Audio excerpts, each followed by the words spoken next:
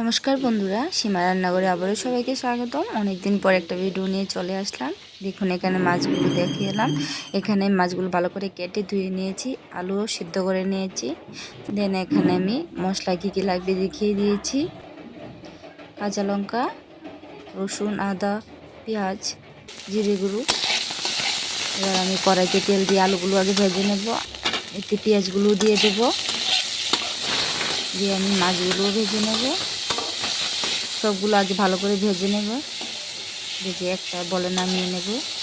দেন এখানে আমি কড়াইতে তেল দিয়ে পেঁয়াজ কুচিগুলো দিয়ে দেবো।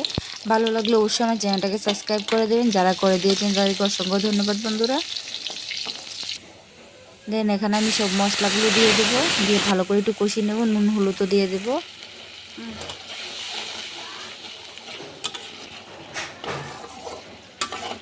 দেন আমি এখানে মাছ আর আলুগুলো যে ভেজে রেখেছিলাম দিয়ে ভালো করে আবারও একটু কষিয়ে নেব।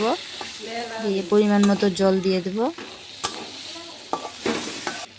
দিয়ে জল দিয়ে নামানোর আগে সামান্য পরিমাণ গরম মশলা দিয়ে নামিয়ে নিলে হয়ে গেল আমার মাছের রেসিপি।